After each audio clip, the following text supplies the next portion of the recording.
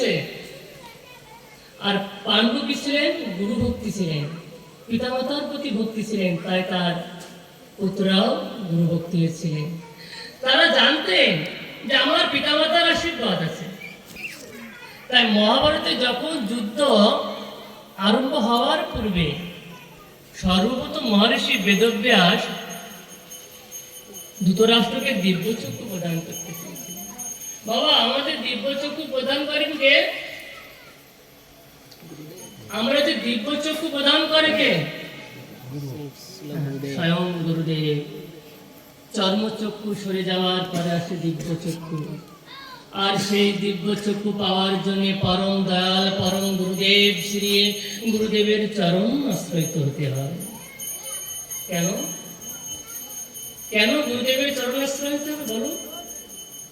যা আমাদের নাই, যে জিনিস আমাদেরকে নাই, সেই জিনিস পরম দয়াল গুরুদেব আমাদেরকে দেবে।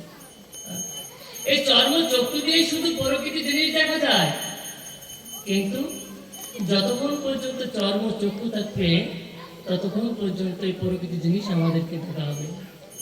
যখন চর্মচক্ষু সরে যায়, যখন দিব্যচক্ষু আসবে না, তখন সবকিছু আপনি ভগবানের দর্শন মনে করবেন, যা কিছু ভগবানের দর্শন করবেন। তাই গুরুদেব বেদব্যাস বললেন, ধৃতরাষ্ট্র আমি তোমাকে দিব্যচক্ষু প্রদান করব। ধৃতরাষ্ট্র বললেন, না দাদাশ্রী। আমরা কি দাদাশ্রী বলি? বলো, আমরা কেউ দাদাশ্রী? আমাদের সনাতন ধর্ম হচ্ছে সৎ। সৎ মানে কি বলেছেন? পবিত্র। পবিত্র ধর্মই হচ্ছেন আমাদের সনাতন। যতগুলো আমাদের এই সনাতন ধর্মের বুকে যতগুলো ধর্মই আছে না কেন, খ্রিস্টান বলেন, বৌদ্ধ বলেন, মুসলিম বলেন, সবচাইতে উপরে আছেন কি? সনাতন। সনাতন ছিল, সনাতন এখনো আছেন, সনাতন থাকবে। তা আমরা কি সনাতনের এই কার্যগুলো কি মানছি? ধর্ম সাহায্য আমরা কিছুই মানছি না। আমরা বলি না ধর্ম করছি, ধর্ম করছি। কি ধর্ম করছি? ধর্ম কাকে বলে? পূজা করলে তাকে ধর্ম বলে না। ভগবানের সেবা করলাম তাকে ধর্ম বলে না।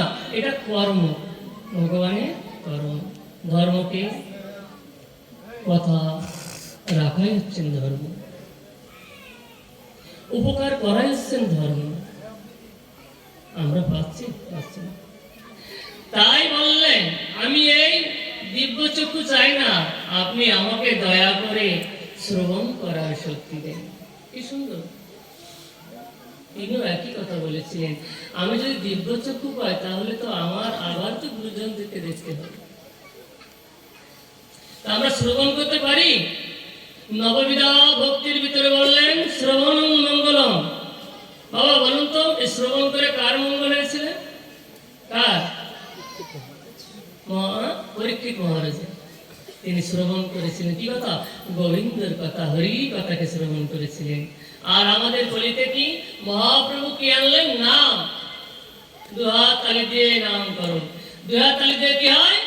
এই এইখানে যে সব রেখাগুলো সব দোষ আছে না, সবগুলো সরে যায়।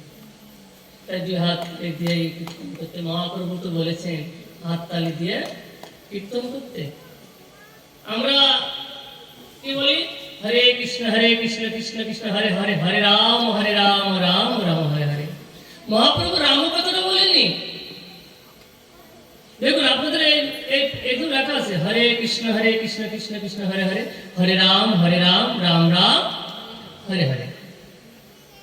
তাহলে আমরা কি রামকে কোন গ্রন্থে লেখা আছে? রাম, আমরা রামটা হয়ে যাই। আমরা প্রকৃতির পক্ষে সেটা বলতে পারি। তাই শ্রী চৈতন্য মহাপ্রভু এই কলিতে নাম আনলেন কি জন্যে? এই কলি হতো জীবের উদ্ধার করবার জন্য তো নাম এনেছেন। কেন? তার তো নাম আনার কোনো দরকার ছিল না। চৈতন্য চৈতামৃতের আদি লীলায় বলা হচ্ছেন সদা শিবেরই অংশ অবতার হচ্ছেন অদ্বৈতাচার্য মহাপ্রভু। আমরা একটু মহাপ্রভু বিষয়ে আলোচনা করি। দেখো মহাপ্রভু কলিতে আমাদের, হ্যাঁ বলি শ্রী চৈতন্য মহাপ্রভু কি। দেখুন আমার মামারা সবাইকে নিমন্ত্রণ করেছে, কিন্তু দুজনকে বাদ